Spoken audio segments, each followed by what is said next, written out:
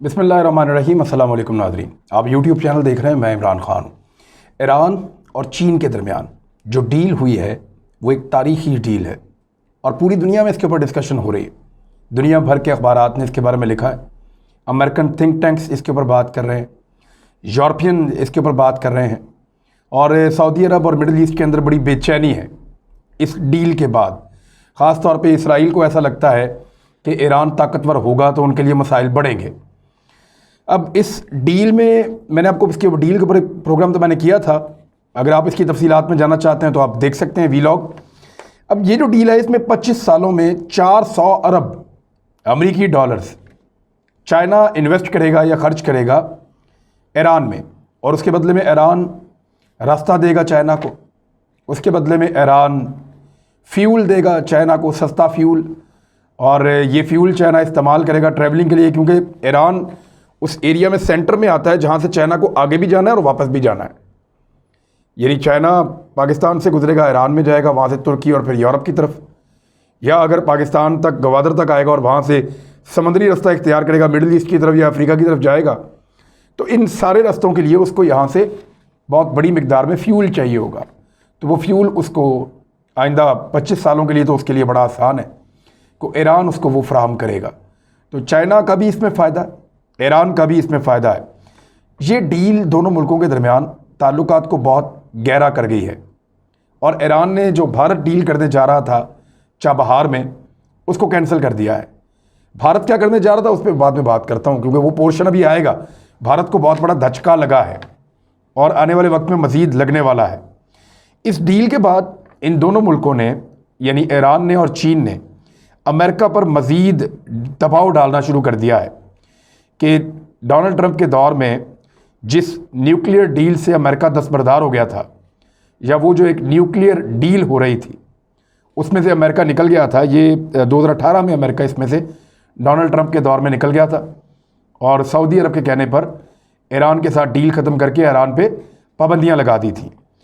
वो उसको अब रीज्वाइन करने का कह रहे हैं। चाइना ने कहा कि हम खैर मकदम करेंगे, आप इसको रीज्वाइन करें आके।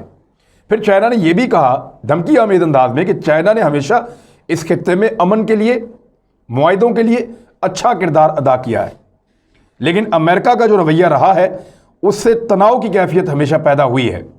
तो अमेरिका बाज रहे उस तरह के रवैयों से और इस डील की तरफ वापस आए। इस डील को जी कहते हैं JCPOA, यानी joint comprehensive plan of action. ये एक डील थी जिसमें 7 मुल्क शामिल थे। इन 7 मुल्कों में 3 तो यहाँ हमारे खित्ते से थे, जिनमें से एक ईरान था, एक चाइना था, एक रशिया था, और 4 जो हैं उनमें से 3 यूरोपियन मुल्क थे और एक अमेरिका था। यूरोप में जर्मनी था, फ्रांस था, और बरतानिया था, और अमेरिका था। तो जो 5 वीटो कंट्रीज़ हैं, वीटो कहते हैं उसको, जो अक़वाम मुत्तहिदा में उसके पास सलामती कौंसिल में ये ताकत होती है कि वो किसी भी करारदाद या किसी भी चीज़ के ऊपर जो बातचीत हो रही है तो उसको वीटो कर दे, उसको ख़त्म कर दे एक तरफा। इनके पास ये ताकत होती है। 5 मुल्क हैं, इनमें चाइना है, रशिया है, अमेरिका है, बरतानिया है और फ्रांस है। ये 5 मुल्क हैं। तो ये 7 मुल्कों ने बैठ के इस पर बात करनी थी। इनके अलावा जर्मनी और ईरान, क्योंकि ईरान के साथ ये डील हो रही थी joint comprehensive plan of action, इसमें से अमेरिका बाहर निकल गया था। अब अमेरिका को कहा जा रहा है कि आप इसमें वापस आएँ, और ना सिर्फ वापस आने का कहा जा रहा है, बल्कि ये जो 2015 में बराक ओबामा ने डील की थी उसके मुताबिक ही दोबारा डील करने के लिए कहा जा रहा है। अब वियना में मुलाकात होने जा रही है अगले हफ्ते इजलास होने जा रहा है वियना में, जहाँ पे ये 7 के 7 मुल्क, इनके नुमाइंदे इकट्ठे होंगे, इनके दरमियान बातचीत होगी, बातचीत का आगाज़ होगा, फर्दन भी मिलेंगे, इकट्ठे भी मिलेंगे, और 2 महीने के अंदर इन्होंने तय किया है कि हम किसी नतीजे तक पहुँचेंगे। अब जो खबर है मैं उसकी तरफ आपको लेकर आ रहा हूँ। ये सारा बैकग्राउंड बताने का मतलब ये था कि आप खबर तक आ जाएंगे एक्चुअली खबर है क्या, और चाइना ने और ईरान ने कैसे दबाव डाला अमेरिका पे, और उसमें पाकिस्तान की एक कमेटी निकलने वाली है, फ़ायदा वो भी मैं आपको बताता हूँ कैसे। नंबर 1 तो आप ये देखें कि ये जो डील है ये वियना में होगी, 2 महीनों के अंदर इसको मुकम्मल किया जाएगा, बराक ओबामा के दौर के मुताबिक होगी। और अमेरिका ने स्टेटमेंट दिया था कि हम स्टेप बाय स्टेप ईरान के ऊपर जो पाबंदियां लगाई गई डोनाल्ड ट्रंप के दौर में, ईरान के ताउन के साथ साथ हम उन पाबंदियों को स्टेप बाय स्टेप यानी थोड़ा थोड़ा करके ख़त्म कर देंगे। ईरान ने पहले इस पर रजामंदी ज़ाहिर की थी, मगर अमेरिका ने इस पर ताख़ीर की है, कुछ हरबे इस्तेमाल किए ताख़ीरी। और अब जब चीन के साथ उनके ताल्लुकात बढ़े, इतनी बड़ी इन्वेस्टमेंट आई, तो ईरान दलेर हो गया। अब उसने एक स्टेटमेंट दे दिया। स्टेटमेंट ईरान ने दिया, लेकिन इससे पहले चीन का स्टेटमेंट वो मैं आपको बताऊं। चाइना ने यह मुतालबा किया अमेरिका से कि हर हाल में ईरान के ऊपर जो आपने लगाई हैं गैर कानूनी पाबंदियां, चाहे वो सफरी हैं, तजारती हैं, माशी हैं, वो तमाम पाबंदियां फिल फौर ख़त्म की जाएं। चीन ने अमेरिका पर दबाव बढ़ाया है, और ये उन्होंने बढ़ाया है अपने माशी मफाद के लिए। ईरान से दोस्ती का हक अदा कर रहा है, माशी फ़ायदा है उनका, तो इसलिए ईरान से दोस्ती है, और उस दोस्ती के लिए वो अपना हक अदा कर रहा है कि अमेरिका के ऊपर दबाव डाल रहा है। चीन के धमकी अमेज बयान के बाद ईरान भी मैदान में आ गया। ईरान की जो वजारत ख़ारजा है, उनका एक स्टेटमेंट है। उन्होंने कहा कि जी, जो पाबंदियों का मरहलावार खात्मा आप कह रहे हैं कि आप करेंगे स्टेप बाई स्टेप, हम उसको मुस्तरद करते हैं। हमारा मुतालबा है कि ये तमाम पाबंदियाँ बैनुल अक़वामी उसूलों की खिलाफ वर्जी हैं और नाइंसाफ़ी पर मबनी हैं। इन्हें डोनाल्ड ट्रंप ने हमारे पर थोप दिया था, फ़ौरन तमाम पाबंदियों का खात्मा किया जाए। ये मुतालबा है जी उनकी तरफ से। अब इस मुतालबे के साथ आप आयतुल्ला ख़ामनई का जो सुप्रीम लीडर है ईरान के, उनका स्टेटमेंट भी आप मिलाकर देख लें, और उनका स्टेटमेंट बहुत अहम है। उन्होंने कहा कि Iran's definite policy on the nuclear deal is the United States will need to lift all sanctions, after which Iran will verify their lifting and reduce uranium enrichment and remove the several cascades of advanced centrifuges it has developed. Iran is no hurry to have sanctions lifted. ये उन्होंने statement दिया है। इसका मतलब ये है कि Iran की ये पॉलिसी है, डेफिनेट पॉलिसी है, फिक्स पॉलिसी है न्यूक्लियर डील के हवाले से, कि अमेरिका को सबसे पहले हमारे ऊपर लगी हुई पाबंदियां ख़त्म करनी पड़ेंगी। उसके बाद ईरान वेरीफाई करेगा, चेक करेगा कि पाबंदियां प्रैक्टिकली ख़त्म हुई हैं या नहीं, और हमें उसका कोई फ़ायदा जो मिलना चाहिए वो मिल रहा है या नहीं। जब ईरान मुतमईन होगा तो फिर ईरान कमी कर देगा यूरेनियम की अफसुर्दगी में। जो यूरेनियम वो अफसुर्दा करता है या उसको एनरिचमेंट उसकी करता है यूरेनियम की एटम बम के लिए या एटॉमिक ताकत हासिल करने के लिए, वो उसको कम करना शुरू कर देगा। और फिर कुछ ऐसे जो सेंट्रीफ्यूजेस जो उन्होंने लगाए हैं, जो बड़े डेवलप किए हैं उन्होंने जदीद, उनको भी कम करना शुरू कर देगा। तो वो इसी सूरत में करेगा ईरान, जब पहले अमेरिका पाबंदियां ख़त्म करे, ईरान उसको चेक करे, वेरीफाई करे कि ठीक है ख़त्म हो गई, उसके बाद फिर ईरान अगला कदम उठाएगा और यूरेनियम और जो न्यूक्लियर उनका सारा प्रोग्राम है उसके अंदर जब कमी लेकर आएगा तो बतदरीज लेकर आएगा, लेकिन पहले अपने आप को मुतमईन करेगा। Iran is in no hurry. Iran को कोई जल्दी नहीं है कि उसके ऊपर से पाबंदियां फ़ौरन उठा दी जाएं। ये आयतुल्ला ख़ामनई का स्टेटमेंट है जो बहुत इंपॉर्टेंट है। अब इसके बाद अमेरिका पे दबाव बढ़ गया है, क्योंकि ईरान को अब अमेरिका की या यूरोप की उस तरह ज़रूरत नहीं रही।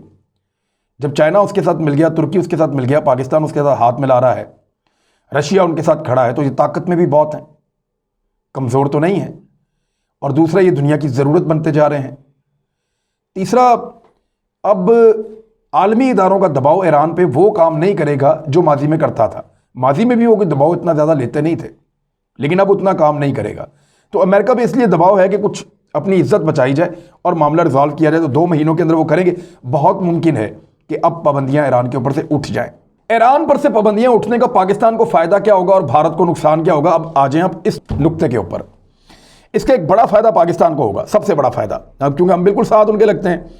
ईरान से सस्ता फ्यूल हमें मिलेगा, हम परचेज़ कर सकते हैं लीगली, वहाँ से बिजली परचेज़ कर सकते हैं, बहुत सारी मसनूआत ला सकते हैं और भेज सकते हैं।